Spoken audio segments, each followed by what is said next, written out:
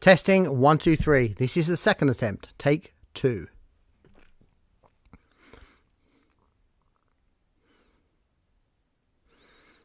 Hey everyone, thanks for tuning in today. This is my very first podcast about my passion for music, especially dance music and my DJ exploits.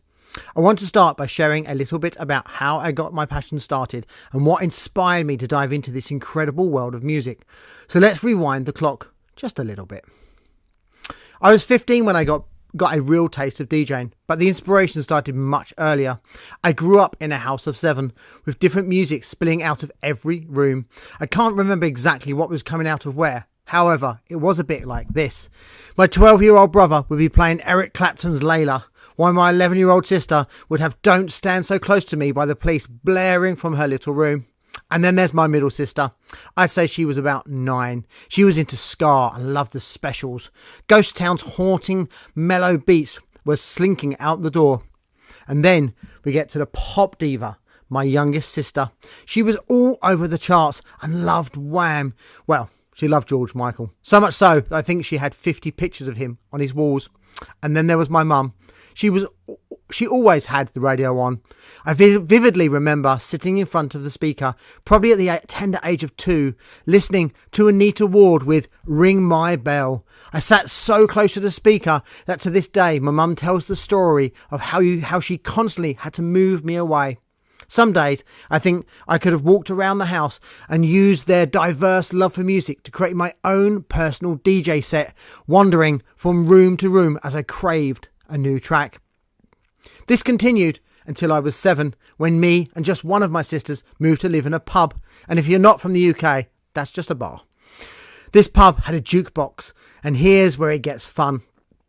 I had the keys to give myself 20 free credits. So every day before the pub opened at 6 p.m, I'd grab a stool from the bar, open up the jukebox and give myself those precious 20 credits. I'd choose my favourite songs, but it wasn't just about playing music. I'd plan which song would go first, how the progression should go, and really try to create a vibe.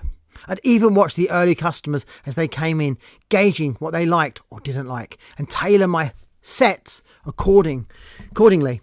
And once a month, we'd get new music delivered. I'd get to play all the new tunes. Looking back, I guess you could say I was creating Spotify playlists decades before they became popular. The Music Man, as I named him, would leave the 7-inch records with us, and I would get to play them on one of those glass-fronted music systems. As well as the speakers blaring out the tunes of the week, you'd also hear my mum saying, "Will you turn that down before you go deaf?" And to her dismay, I'd always respond, "Pardon?" This cycle of new music and evolving love for so many genres carried on for about 150 weeks.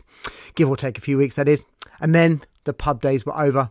And also the days of living with 5 personal DJs, they were over too. My brothers and sisters had grown up.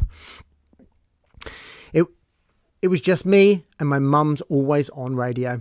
It was up to me to step up and be my own DJ. And my love for curating music didn't stop. I now had my own stereo, which had a very advanced, for the time at least, double tape deck. I'd record songs off the radio, mix them up on a new cassette, and invite my friends over to listen to my mixtapes. It was all about sharing the music I loved in the way I wanted to share it, in the order that created a unique journey into sound.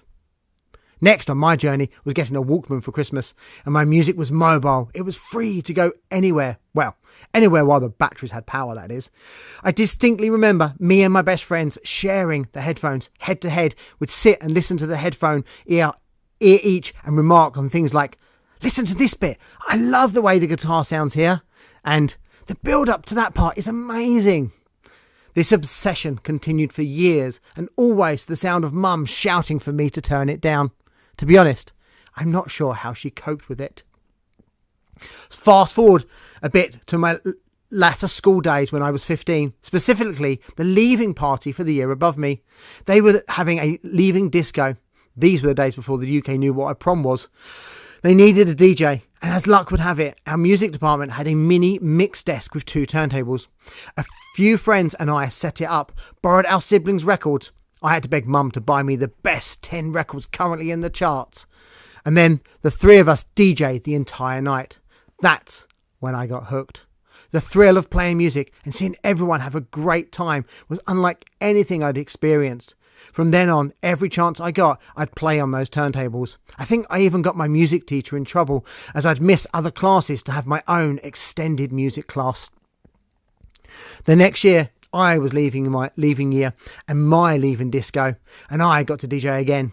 This time, I saved up and bought some of my own records and borrowed quite a few from friends as well.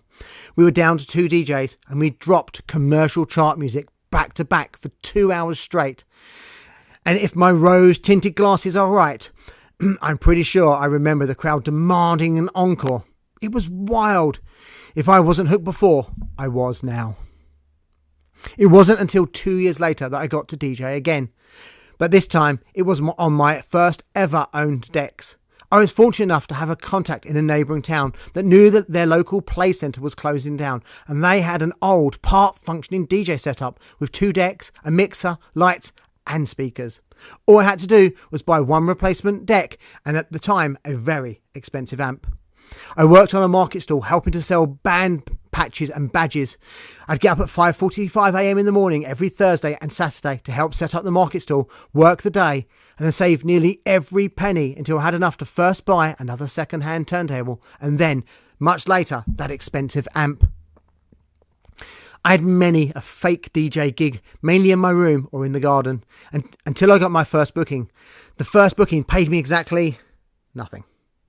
It was for my sister's engagement party, which so happened to be in my back garden. Luckily, everything worked well, and being family, everyone said I was great. I'm not convinced I was, but a little pat on the back can do wonders for confidence. So I started to advertise myself as Enigma Disco Services. I was lucky to start getting paid gigs, £50 here, £60 there, and eventually I got a Friday night gig in a pub helping out a fellow DJ, and this led to me getting to be the resident DJ on their Saturday night. This was just the start of cool gigs and awesome nights. So, that's a little glimpse into what inspired me to start DJing and how I initially made it.